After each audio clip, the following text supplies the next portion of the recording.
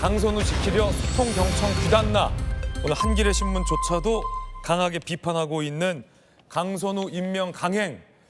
이재명 대통령은 왜 갖은 비판에도 불구하고 같은 진영 내에서의 비판의 목소리가 높아지는데도 불구하고 강선우 후보를 감쌀까? 이것도 궁금증인데 그 전에 새로운 갑질 의혹이 또 제기됐습니다. 장관 갑질, 병원 갑질, 보좌진 갑질 의혹에 이어서 이번엔 교수 갑질 의혹이 추가가 된 겁니다. 함께 보시죠. 국회의원이 되기 직전 성균관대 겸임교수로 재직하고 있었습니다. 그러니까 2017년이죠. 자, 1학기 5주차 수업부터 결강했다는 증언들이 쏟아져 나옵니다. 무단 결강을 상당히 했다라는 거예요. 5월 민주당 선대위 활동 등을 시작해서 정치 활동 때문에 5주 가까이 무단 결강을 했다는 당시 수강생 학생들의 증언까지 쏟아져 나왔습니다. 대면 공지 없었다, 교수가 학기 중에 그만두는 게 의아했다, 무단으로 결강하면서도 양해 구하지도 않았다 등등 학생들은 장관 임명에 반대하기도 했습니다. 당시 수강생들이 인터뷰하고 나섰습니다. 증언하고 나섰습니다. 뭐라고 얘기했을까요? 음성 녹음 파일을 틀어놓고 이게 수업이다라고 해서 황당했다. 이렇게 무책임했는데 장관 자격 없다.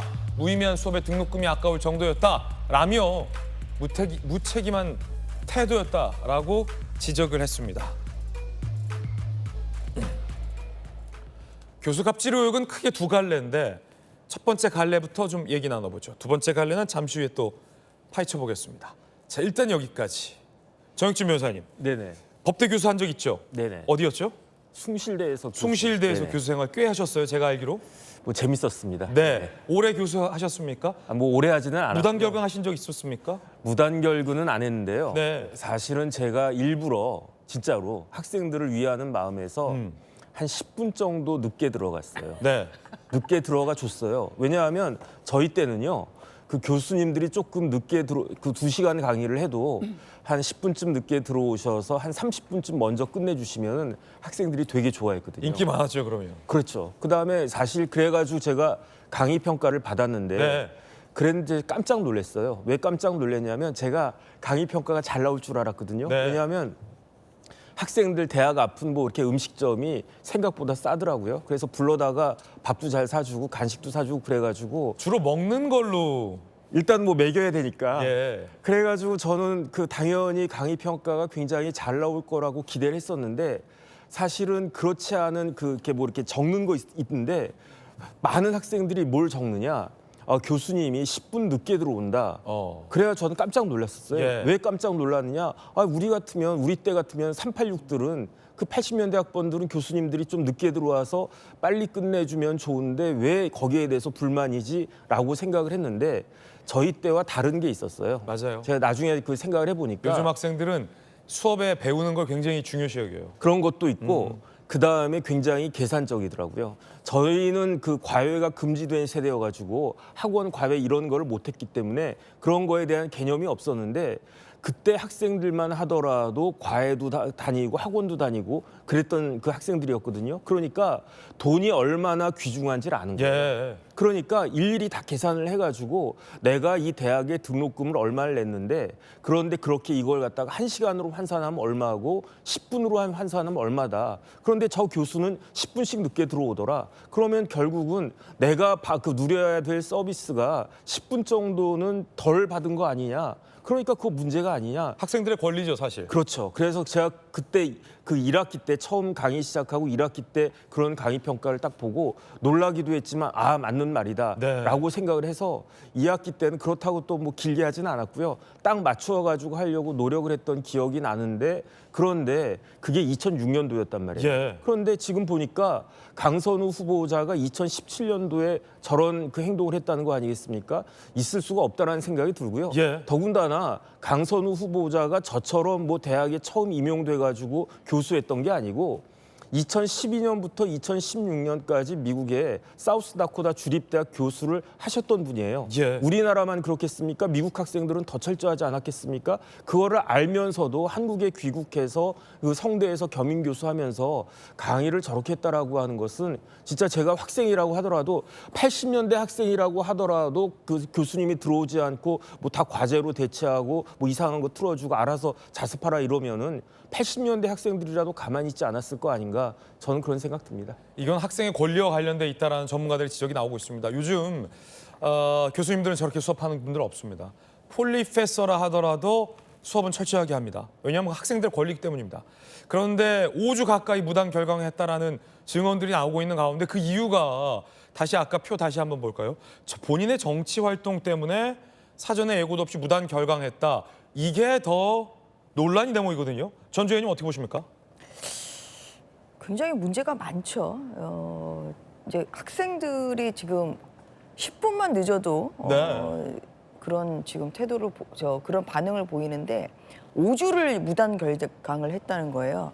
근데 그때 그 시기가 또 뭐 문재인 대통령 그때 이제 대선 탄핵 정국으로 인해서 대선이 열리는 그런 시기다 보니까 학교 수업은 이제 본업은 내팽개치고 문재인 캠프 가서 이제 일을 했던 거죠. 선대위에 합류할 거였으면 학기를 시작하지 말았어야 그렇죠. 했죠. 또 정식 교수가 아니고 겸임 네. 교수이기 때문에 본인이 뭐 이런 것 때문에 학교 수업을 병행하기가 어렵다고 하면 그러면 학교의 사직의사를 밝히면 학생들이 충분한 또 수업을 받을 수 있지 않겠습니까? 제가 그때 들었던 학생이 이제 문자를 보니까 네네.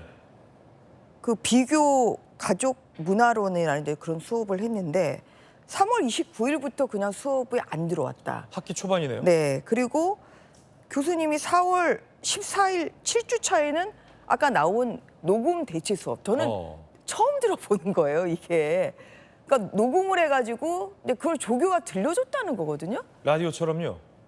그렇죠. 그러니까 너무 황당한 그런 수업 방식인 거죠, 이것이. 그래서 7주 차에는 녹음 수업을 했고 그래서 뭐 이 중간고사를 감안하더라도 5주를 결강을 했다. 그래서 이것을 어떻게 해야 될지를 교수한테 그 당시에 강선우 교수한테 전화를 했는데 통화가 안 돼서 문자를 남깁니다. 해서 그 문자가 지금 캡처된 것을 제가 언론에서 봤거든요. 그렇군요. 문자까지 지금 다 나왔다. 네, 그래서 이제 그 정도로 이거는 어떤 그런 보좌관 갑질뿐만 아니라 네. 학교 수업을 이렇게 불충실하게 한 것이 과연 앞으로 여가부 장관 예. 자격이 자격이 있는지 이것이 굉장히 좀 의문이라는 생각이 들고요. 그리고 지금 어제 인사청문회 이제 청문회 보고서 재송부 요청을 이재명 대통령이 했잖아요. 이제 그것은 결국은 임명을 강행했다. 내일까지 24일까지 내라. 예, 그리고 안 되면 25일에는 지금 임명을 강행할 수 있는 그런 상황이라 네네. 그런 상황에서도 계속 지금 까덕까덕 나오는 양파처럼 그 강선우 후보자에 대한 까도 나온다. 그런 나쁜 이제 그 뉴스가 계속 나오고 있는 것은 나쁜 뉴스. 국민들이 눈높이에는 이것은 결격사유가 차고도 넘친다 지금 그런 거 아닌가 싶습니다. 그렇기 때문에 모 매체 진보 성향의 모 매체에서도 결격이다 이렇게 어디요? 한겨레요? 경향이요? 철회해야 된다. 지금 이런 사설까지 나오고 있기 때문에 네네. 예, 그렇기 때문에 이것은 간단한 문제는 아니고 아직까지 며칠의 시간이 있습니다. 네네. 지금 그래서 이재명 대통령 지지율도 높은데 지금 지지율을 깎아먹고 있거든요. 그래서 이런 것이 정권 초기에 이런 교만이 결국은 나중에 정권 심판론까지 이어질 수 있다는 점을 명심을 하시면 좋을 것 같고 네네. 저는 지금이라도 강선우 후보자에 대해서는 다시 한번 그 국민의 여러 가지 다양한 의견을 경청을 해서 지명 철회를 하는 것이 맞다고 생각합니다. 예. 민주당 보좌진들 사이에서도 장관 임명에 반대한다는 여론이 나왔고 그리고 여성단체에서도 이재명 대통령의 지명 철회하라는 요구가 나왔고 참여연대 등 진보단체에서도 강선우 후보자의 임명을 반대한다는 여론이 나왔고 전직 문재인 정부 여가부 장관도 여가부 장관 임명에 반대한다는 목소리를 냈고 이제는 수업을 들었던 학생들도 장관이 되는 것은 안 된다라고 반대 의견을 내고 있습니다. 민주당 지도부 몇몇만 찬성하고 있는 것 아니냐라는 언론의 지적도 있습니다. 자, 또 하나의 결이 있습니다. 교수 갑질 의혹과 관련해서. 자, 결국 그 학기 채우지 못하게 되자 대선 캠프로 합류를 했다고 합니다. 학교에서 그러면 교수 사임계를 내달라라고 요청을 했는데 여러 보도에 따르면 바쁘다. 여의도 당사에 와서 받아가라 라고 했다는 겁니다. 바쁘다. 받아가라 했다는 겁니다. 앞서 같은 진영 문재인 정부 여가부 장관에게는 예산 깎아놓고 의원실에 와서 장관의 사과가 이어졌는데 장관은 의원실을 호출했는데 이번엔 학교 측에게 바쁘다. 사임서 받아가라. 당사에 와서 받아가라. 학교 측 관계자의 진술이 TV조선 보도로 보도되고 있습니다. 자, 이 대목에서 지금 갑질 의혹이 일고 있습니다. 김유정 의원님, 바쁘다, 받아가라. 아니 저는 그 기사 보고 이렇게 해도 되는 거구나라는 거를 배웠습니다. 이렇게 하면 안 되죠. 아니 이렇게 했잖아요. 저는 상상을 못 해본 일인데 네, 강선호 부자가 이때 당시 아마 부대변인이었을 거예요. 캠프예요. 예. 근데 캠프에는 어떤 직책으로 합류했는지 몰라도 선대위에서 예, 당에서 이제 부대변인을 하다가 선대위에 합류를 한 것인데 그렇군요. 그 미국에서 교수 생활을 하다가 2016년에 비례대표에 본인이 이제 그 응모를 하고 인터넷으로 응모를 하고 이제 안 됐죠. 그러고 나서 당에서 이제 부대변인 활동도 하고 이렇게 했던 것으로 기억을 하는데 학생들에 대해서도 굉장히 무책임한 거죠. 그럼 나중에 이거를 또 성대에서 그 교수 했다는 거를 겸임 교수였던가요? 그거를 또 본인의 총선 공보물에는 또 씁니다. 이력으로 썼어요? 네, 이력으로 씁니다. 그러니까 학생들로서는 지금 그때 당시에는 정확하게 강선우라는 그 교수에 대해서 정확하게 몰랐겠지만 지금 이런 논란이 불거지고 나니까 그때 그 사람이구나라고 이제 반추할 거 아니겠습니까? 네네. 근데 3월부터 6월까지 그 1학기잖아요. 그러면은 보통 한 15주? 중간고사 6월 중순에 하니까 그 정도인데 굉장히 이제 성실하지 못했던 거죠. 그리고 본인이 2017년 5월 9일 날 그때도 탄핵 이후의 대선이었잖아요. 그러면은 어느 정도 예상이 가능했던 예상 가능했던 정치 일정이었죠. 그렇죠. 그랬으면은 그 학교에서 수업을 받지 말았어야죠. 첫째, 수업을 맡지 않았던 게 맞다. 예, 두 번째 맡았으면 성실하게 마치든지 네네. 아니면 중간에 학생들에게도 미리 양해를 구하고 이렇게 된 불가피한 사정에 대해서 자세히 설명을 하고 그게 학생에 대한 예의 아니겠습니까? 그리고 학교에도 사정을 정확하게 설명하고 사임계를 내는 게 맞았겠죠. 그런데 그 어떤 것도 1, 2, 3가 지켜지지 않았잖아요. 네네. 그리고 바쁘다 받아가라뇨. 바쁘니까 받아가라. 와, 아마 본인이 대선 후보입니까? 성대 가서 내고 와야죠. 적어도. 이건 뭐 아프니까 청춘이다도 아니고 바쁘다 받아가라. 저는 갈수록 태산이다. 그런 생각도 한편 들고요. 태산이다. 이것은 학교 교직원에 대한 갑질이죠. 예. 이것 또한 갑질 아닙니까? 아니 선대위에서 본인이 대선 후보 아닌데 그거 정도 가서 제출할 시간도 없었다라는 것은 그래서 이후에 어떻게 됐나 모르겠어요. 학교에서 받으러 왔는지 예. 그 이후 이야기는 지금 없지만 하나를 보면 열을 아는 거 아니겠습니까? 그래서 저는 이게 이재명 대통령이 우상호 정무수석 갈수록 얼굴이 안 좋아지고 있는 우상호 정무수석이 정무수석 얼굴이 안 좋아지고 있다. 설명한 바에 따르면 당에서 당 그 지도부의 강력한 요청을 예. 뭐 불가피하게 들을 수밖에 없었다라는 취지로 당에 물어보세요 이렇게 설명을 했잖아요. 네네. 그러니까 제가 생각하기에는 우상호 정무수석도 민심을 정확하게 전달한 것 같은데 뭔가 관철이 안 된 것 같고 그 말에서 그 답변에서 배어 나오는 느낌은 그래서 당에 물어보세요 이렇게 기자의 질문에 얘기를 하던데 모르겠습니다. 당에서 왜 그렇게 강력하게 요청을 했는지 모르겠습니다만은 두고두고 이게 예. 지금 초기에 실용 정부 그리고 인사도 칭찬받은 인사도 꽤 많고요. 그랬는데 이게 뭔가 딱 브레이크가 걸리는 느낌이고 저는 제가 보기에 두고두고 뭔가 발목 잡을 암초가 네네. 되는 게 아닌가라는 그런 걱정이 됩니다. 저는. 아니 이 어록들도 좀 예상외라는 반응들이 민주당 내부에서 많더라고요. 모 중진 의원이 직접 저에게 해준 말인데 예상치 못한 발언 양식이라는 거죠. 예를 들어 전직 장관, 당신은 현직 장관이었죠. 문재인 정부 같은 진영 내의 장관에게 초선 의원이 하라는 대로 하면 되지 말이 많냐 라고 말했다는 거. 병기 수리 지시와 관련해서도 보좌진 청문회에 나와서 병기와 관련돼서 조언을 구한 것이다. 어록을 쓰고 나가고 있다는 거예요. 이번에도 바쁘다 받아가라. 이 어록에 대해서는 어떻게 보십니까? 물론 약간 수정해야 될 부분은 장관한테 직접적으로 장관한테 하진 않았겠죠. 네, 장관 보좌진에게 했겠죠. 네네네.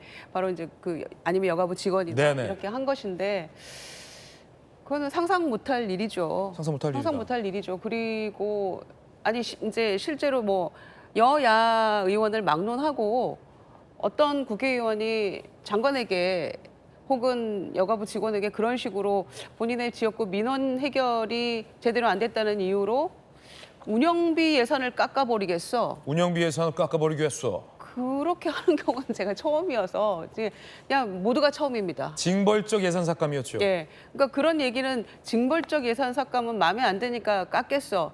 그런데 장관이 와서 한 소리 듣고 다시 복원시켰다 이렇게 회고를 하고 있잖아요. 이렇게 문자를 통해서. 근데 저희가 이제 보기 드문 경우이고 처음 보는 케이스이고 해서 굉장히 놀라운데 당황스럽다. 네, 이게 진짜 아무렇지도 않은 네. 건지 저는 아닌 예. 건 아니어야 된다고 생각하거든요. 아닌 건 아니어야 된다. 예, 그 기준은 누구에게나 공평하게 적용이 돼야 된다라는 생각입니다. 오늘 저희 도지구쇼에는요. 스튜디오에 국회 여가위 출신의 전주혜 의원님, 네. 김유정 의원님 두 분 모시고 의견 듣고 있습니다. 여가위 위원 출신입니다. 강선우 의원도 여가위였죠. 자, 이렇게 되면 갑질 의혹이 점점점 쌓이고 있습니다. 4종 갑질인데요. 첫 번째는 보좌관 갑질, 쓰레기 정리, 변기 수리, 개인적 업무 지시. 두 번째는 병원 갑질 의혹. 코로나 검사 안 하고 들어가겠다는 거 막은 간호사에게 내가 국회의원이다. 이 병원 잘한다. 다 알리겠어. 라고 했다는 의혹. 간호사 눈물 터뜨렸다는 의혹. 장관 갑질. 하라는 대로 하면 되지 말이 많냐. 징벌적 예산 삭감. 이번엔 교수 갑질 의혹. 바쁘다 받아가라. 양태정 변호사님. 4개 중에 뭐가 제일 해선 안 될 갑질이라고 보십니까? 일단 갑질 자체는 뭐 다 문제가 있는 거죠. 다 네네. 문제가 있는 거지만, 근데 사실 저 뭐 4대 갑질이라고 돼 있지만 만약에 저게 사실이라면 뭐 해서는 안 되는 행동을 하지만 사실 근데 이제 장관 갑질이라고 큰 갑질로 보기에는 그러니까 굉장히 부적절한 언행만 있었다면 언행이긴 하지만 사실 아무리 국회의원이라고 해도 장관한테 막 이렇게 갑질할 수 있고 막 그런 관계는 또 아니거든요. 예. 그런 상황이기 때문에 어쨌든 근데 그런 정부의 역할을 당시 같은 여당 국회의원이긴 해도 견제를 하고 그에 대한 이제 관리 감독이나 견제를 할 수 있는 거는 국회의원으로서의 임무이기 때문에 그 부분에 대해서는 강선우 후보자의 사실인지 아닌지의 입장이 안 났기 때문에 조금 더 지켜볼 필요가 있다고 생각을 하고요. 네. 그 외에 이제 교수 갑질 부분은 사실은 갑질이라기보다는 불성실한 강의를 한 거죠. 그거는 저건 갑질이라기보다는 불성실. 예, 그러니까 그 겸임 교수로서 불성실한 강의를 했고 그에 대해서는 수강생에 대해서는 만약에 저게 사실이라면 정말 잘못을 한 거죠. 그러니까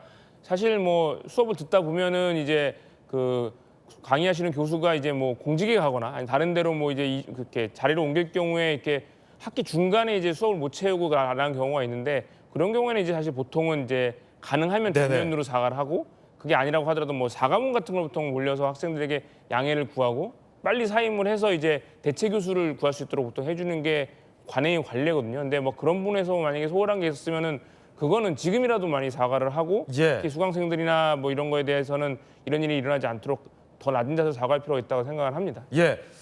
제가 돌직구남이잖아요. 신문 읽어주는 남자잖아요, 여러분. 그래서 매일매일 8종의 조간신문들을 다 읽고 들어옵니다. 그중에서 중요한 내용들, 저희 채널A가 취재한 내용들과 함께 여러분들에게 소개를 해드리고 있는데 14년째 하고 있죠.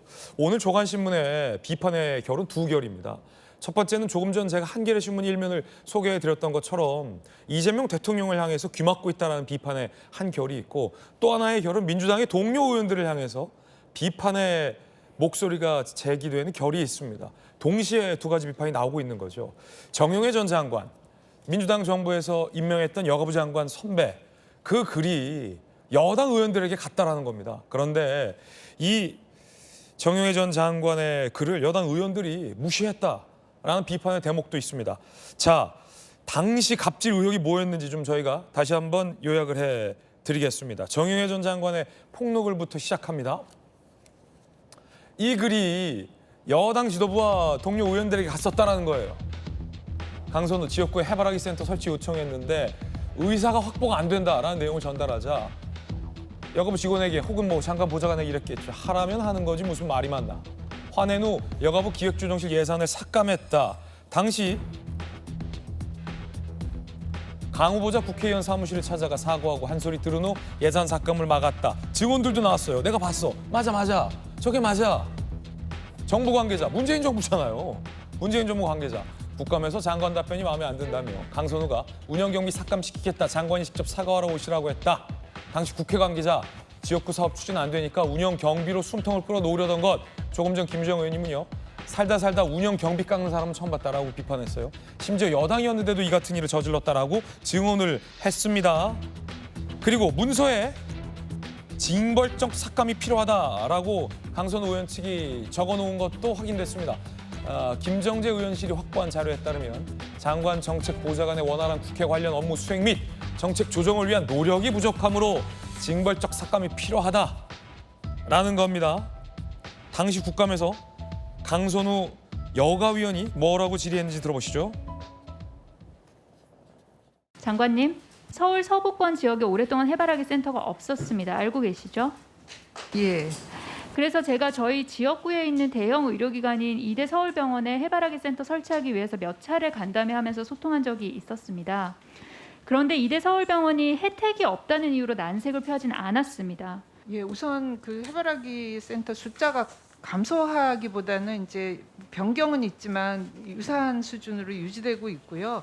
그다음에 지원은 없고 장관님, 예. 숫자가 유지되고 있다고요? 36개소, 40개소, 39개소 아니, 한 개 차이로 유지가 되는 게 유지가 되고 있습니까? 그러니까 숫자가 특정 권역에 감소하- 해바라기 센터가 없는데 주는 거 아닙니까? 저 정영애 전 장관이 여당 의원들에게 문자를 보냈다는 겁니다. 이걸 무시했다라는 논란입니다. 민주당은 을지로위원회를 두었습니다. 100명이 소속돼 있습니다. 정영애 전 장관이 강선우 여가부 예산 갑질 문자를 국회 여가위원 등 민주당 일부 의원들에게 보냈다는 거예요. 그런데 읽고서 답변이 없었다. 이걸 젊은 사람들은 익십이라고 합니다. 무시했다는 거죠. 그러자 지난 20일 지인들에게 공유한 글을 외부 공개하면서 공론화를 시켰습니다. 자, 이 대목이 오늘 조간신문들이 비판하고 있는 한 대목입니다. 국회 여가위원 출신의 전주현 의원님, 또 판사도 오랫동안 하셨잖아요. 갑질 의혹이 제기됐을 때 피해자가 이런 일이 있었어요. 나 좀 도와주세요. 이런 일이 있었어요라고 알리는 걸 무시하는 것 혹은 침묵하는 것도 동조로 볼 수 있습니까? 물론이죠. 당연한 거고요. 저 자리 아까 2011년 11월 고 21년 11월 고 당시에 제가 여가위원이었기 때문에 저 아까 장소에 질의하던 그 자리에 있었습니다. 있었어요? 네, 그래요? 그래서 그게 어렴풋이 기억이 나요. 네. 그러니까 강선우 의원이 여가위만 열리면 해바라기 센터를 몇 차례 얘기를 했어요. 저 예산 2021년 11월 이외에도 뭐 국감 때도 물어봤달지 이런 제 그렇게 네네. 했단 말이에요. 그런데 제가 그렇다고 해서 예산 갑질을 할 거라고는 생각을 못했습니다. 그 정영애 장관이 굉장히 점잖으신 분이거든요. 네네. 그리고 민주당 출신 문재인 대통령 때 여가부 장관을 했던 분인데 이분이 지금 민주당 출신의 이재명 대통령의 여가부 장관을 임명하는 데 대해서 이렇게 문자를 돌렸다는 거는 본인이 봤을 때 기가 차는 일을 당한 거죠. 청문회 전날과 당일에 네. 정영애 전 장관이 그래서 여가위원들에게 문자를 그래서 보냈다. 이분이 그렇게 나설 성격은 저는 아닌 분으로 알고 있는데 예. 이렇게까지 전임 여가부 장관이 문자를 돌렸다는 건 결국은 전임 여가부 장관의 기준으로는 이분은 여가부에 오면 절대 안 된다. 이런 생각이 있기 때문에 그런 거 아니겠습니까? 그게 네. 단순히 저는 예산 갑질, 장관 갑질 때문은 아니라고 생각해요. 여가부라는 그런 고유의 업무가 있는 거죠. 네. 그런데 이 여가부에 대한 이런 고유한 업무를 할 만한 그러한 전문성이나 아니면 소명의식이 저는 부족하기 때문에 이런 문자를 돌리는 거 아닌가 싶습니다. 왜냐하면 제가 2년 동안 강선우 의원과 같이 이제 여가위원을 전반기에 했는데요. 아, 그랬군요. 강선우 의원이 그렇게 저는 여성 인권에 관심이 있다는 인상을 솔직히 못 받았어요. 근데 여성가족부잖아요. 그러니까 본인이 가족 관계한 그런 박사학위도 땄고 뭐 그렇기 때문에 그런 부분에 있어서는 관심이 있는지는 모르겠습니다만 그 다 여야 의원들이 질의하는 걸 듣거든요. 네. 근데 강선우 의원이 뭐 그렇게 성인지 감성이 높다랄지 아니면 여성에 대한 이러한 어떤 권리나 아니면은 그 권리를 또 보호하기 위한 그런 데에 대한 강한 저는 소명 의식이 있다는 느낌을 솔직히 저는 못 받았습니다. 네. 그렇기 때문에 아마 정영애 그 여가부 장관도 의원이 질문하는 걸 들어보면 저 의원이 여가부의 업무에 관심이 있는 건지 아니면 그냥 뭐 어떻게 하다 보니까 여가위원으로 돼서 네. 질문하는 건지 알 수가 있거든요. 저는 강선우 의원이 그런 면에서 저 당시가 이제 뭐냐면 또 박원순 고 박원순 시장의 어떤 그런 성추행으로 인한 예. 그런 극단적 선택이 사실 문제됐던 때인데 그 당시에 여가위원이었던 여당 민주당 의원들이 아무도 그 사건에 대해서는 옹호만 하지 아무런 그런 그 피해 여성에 대한 그러한 성인지 감수성에 대한 이런 발언이 전혀 없었단 말이에요. 저는 그 장면이 지금 연상이 되는 거예요. 저렇게 입을 닫고 그때 그런 그 여성 인권에 유린되는 상황에 대해서 민주당 의원들이 여가위원들이 입을 닫았던 이 상황이 지금 강선우 후보자의 이런 갑질 의혹이랄지 장관 갑질이랄지 아니면은 또 여가부에 대한 뭐 이러한 이해도 부족 이런 거에 대해서 지금 닫고 있는 거 아닙니까? 그래서 저는 이러한 것이 이재명 정부에 전혀 저는 도움이 안 된다고 생각을 합니다. 이재명 대통령이 인사 기준으로 얘기한 게 국민에 대한 충직함이죠. 국민에 대한 충직함입니다. 그런데 강선우 후보자가 장관이 된다고 하면 결국은 권력자에 대한 충직함이 1호 기준이 아니겠습니까? 저는 이런 면에서 지금 정권 초기에 굉장히 모순되는 행동을 하는 것이고 내로남불적인 이런 태도가 다시 한번 말씀드리지만 정권 심판원으로 이어질 수 있기 때문에 강선우 그 후보자에 대한 네. 임명 여부는 심사숙고해야 된다고 생각합니다. 동료 여가위원이었던 전주혜 의원님의 의견이었습니다. 강선우 후보가 지난해 7월 최고위원 선거 당시에 이런 발언을 한 바 있었습니다. 들어보시죠. 저 강선우의 목소리가 갖는 힘은 사회적 약자와의 연대에서 나옵니다. 민주당이 국민을, 무당층을 감동시킬 것입니다. 그 힘으로 검찰개혁, 언론개혁 뒷받침할 것입니다. 친명 박수부대도 좋고 친명 거수기도 좋습니다. 언론에서 먹어야 할 욕, 저 강선우가 다 먹을 것입니다.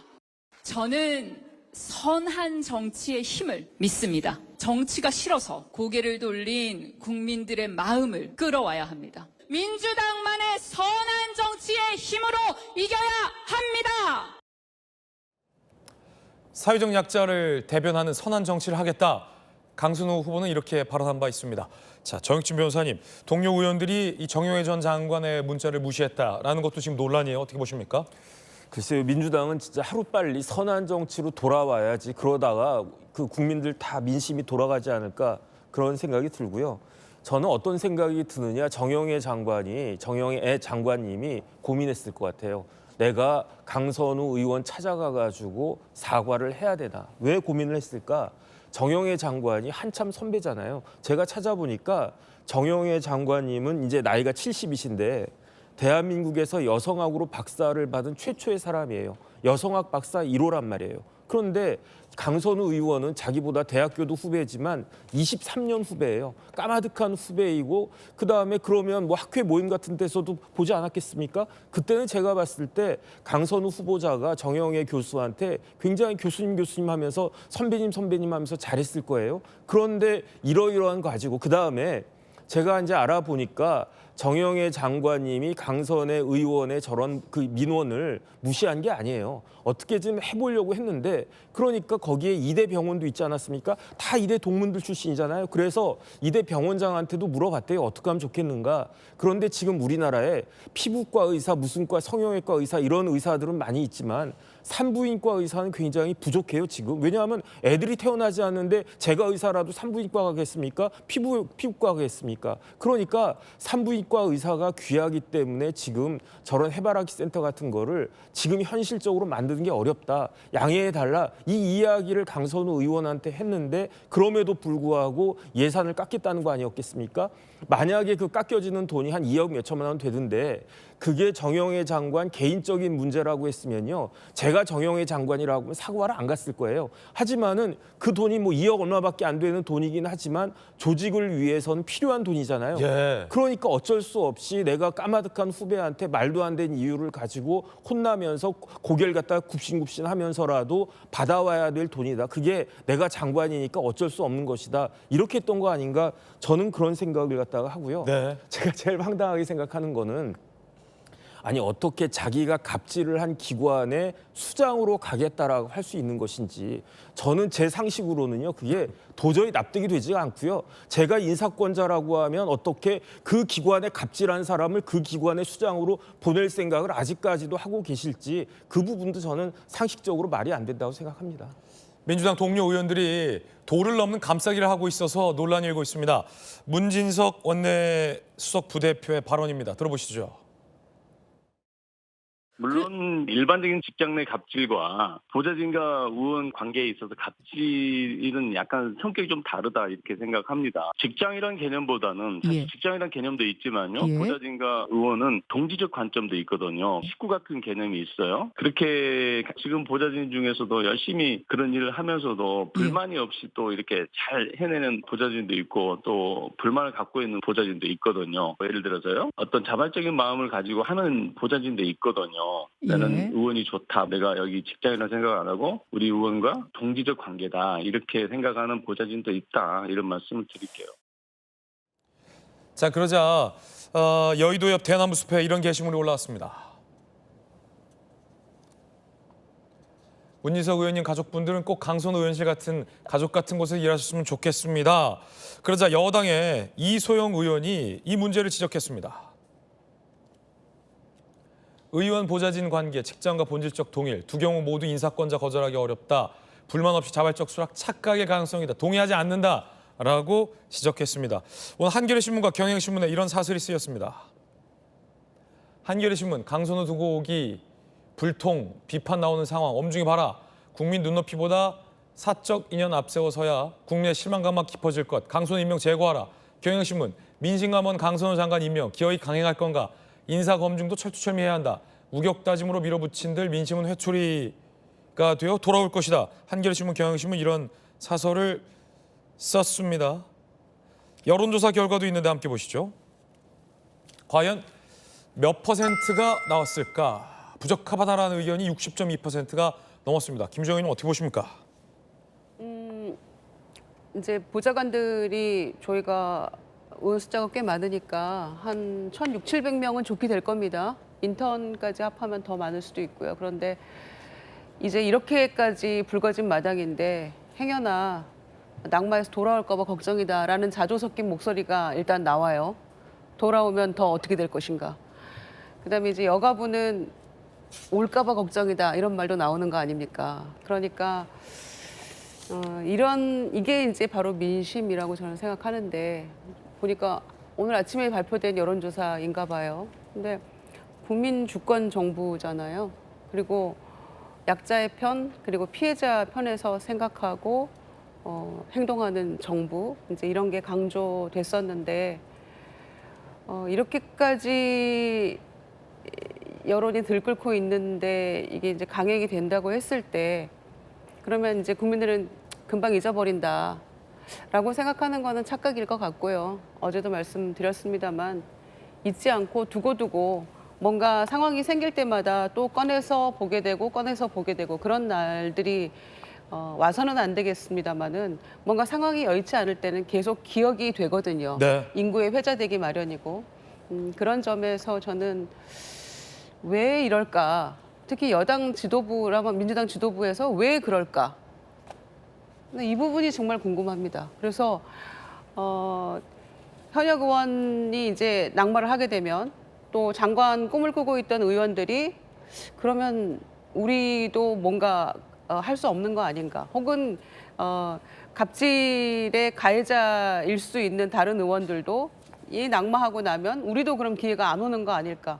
뭐 이런 식의 어긋난 동료애가 아닌가 그런 생각도 한편 들고요. 그리고 현역 불패라는 것이 이제 의원으로서 지역 구민에게 선택을 받고 또 의정활동 경험을 통해서 어느 정도 그 소위 걸러진 인물들이기 때문에 부처의 장관으로 가서도 일은 잘한다. 이제 이런 얘기 아니겠습니까? 그런데 그것이 꼭 금과 억조처럼 여겨질 필요는 저는 없다고 생각합니다. 그런 점에서 저 오늘 아침에 여론조사도 그렇고요. 어떻게 결론이 날지는 모르겠습니다만은 조금 더 민심의 귀를 기울이는 쪽으로 결론이 나기를 저는 기대하겠습니다. 네. 논란이 거센데도 대통령실에선 대통령실의 인사검증 시스템은 문제가 없다라고 밝혔습니다. 인사검증 시스템에 문제가 없다면 어디가? 라는 의문이 남습니다.